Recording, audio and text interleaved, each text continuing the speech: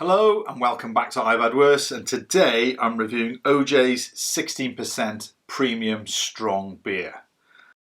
It comes in a stonking 500ml can. Now I've tried the 8.5%, which was fantastic, very drinkable. I've tried the 12%, which is strong. And at the time I said that I think they had their marketing strategy wrong. I would prefer a smaller can. This is wine strength, and a fortified wine at that. I think if you were to have a pint of this, you'd be, away with the fairies. So I've just decided to try it like a wine and have a smaller amount. I'm waffling now. Okay, so some of you might have, what the hell's going on here? Because it's so strong, I've decided to try it with some food. I got a cheese fondue because malted cheese, who doesn't like that? I got some sausage, and we'll see, is it good on its own? Is it better with food? There's only one way to find out. Let's get it into a glass. Okay. So we have an amber coloured, quite clear. I was expecting a darker beer than this. There's a little bit of carbonation rising up. This is a wine glass, so what do you expect? And the head is almost dissipated completely, which that's what I would expect from a strong something of this strength. So on the nose, pear drops, acetone. A little bit of chocolate there, but overwhelming alcohol, pear droppy, acetone. If I was being a little bit cruel, I'd say nail varnish, that type of hit. But also a little bit chocolatey. Reminds me very much of the Pilwa Mochnia. That was an 8%, 7.8, which was very drinkable and had that chocolatey aroma. And this is similar aroma to the 12%. Okay. So, cheers everybody. See you on the other side.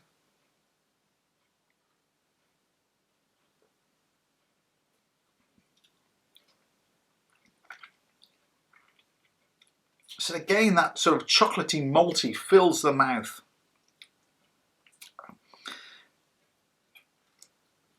This is a strong beer. Straight away you get that hit of alcohol.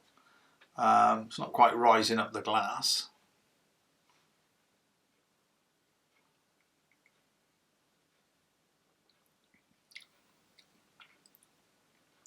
Again, for me it's a big chocolate malt.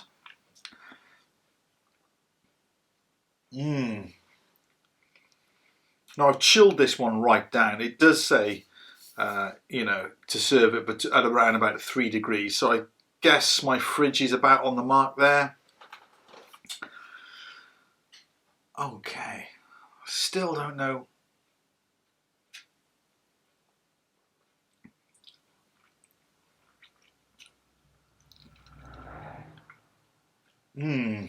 What do I really think of this? Let's try it with some sausage. This is just a German smoked sausage.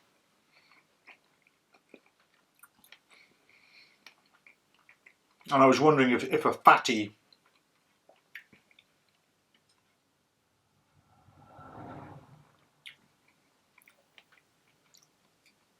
well, they complement one another.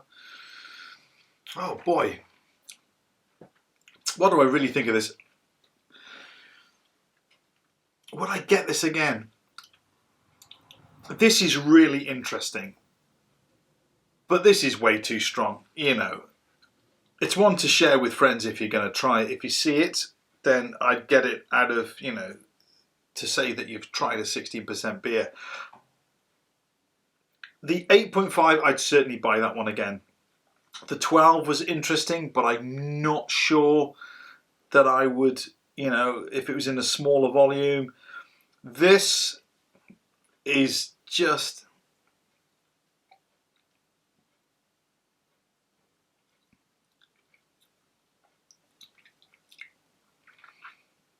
No, I'm glad that I've tried it. It's really interesting, but I don't think, other than a wine glass full, I don't think the whole thing will go down really well. Which is I have been thinking about their marketing strategy. They've brought out a range of super strong wines. They're 8.5 wines, wine strength beers. Okay, so the 8.5 is really good. Then the 12, the 16, they do an 18, which I'm going to do, and they do a 20. And for the life of me, I've been thinking, why are they're not going to sell vast amounts, other than people like me who are really interested to try them. And they were kind enough to send me this sample pack. I've wondered why they're doing them, because they are, this is borderline unpalatable. If this came up to room temperature, I would say you'd really struggle to get this down. It is that strong, and the flavour is sort of that big. And I'm wondering why do they do it?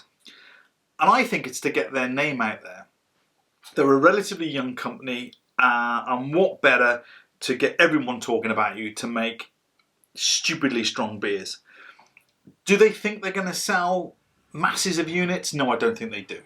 And I don't think that was ever their intention. I think it was to get their name out there, get people talking about them, because they've already started to brew other things. They do a 5%, and they're doing some sort of 4% or 5% fruit beers, which look really interesting. And I think this was a marketing plan of genius. Everybody, YouTube, have a look. There are lots of people trying their super strong beers. There are lots of people having, reactions from I like it to it's pretty much foul. I think it was a marketing plan of genius. People are talking about them, and now they've introduced the more sensible beers. I think that if you're a brand new beer company trying to get your name on the market, trying to get your name known, there's lots of competition. You've got to stand out from the crowd, and that's why I believe that they've done this. I don't know, I might be completely wrong. This is, as I said, it's a big flavour. It's got that chocolatey malt. There's definitely alcohol, but there's not a lot else going for it. Okay, well, I shall, finish this one and think about it. I'll be trying the others. I think the 18 is next. I'll be trying that in a week or so, and we've got the 20 after that. I said, if you're curious, you're going to have to search this one out. Yeah, interesting. Cheers.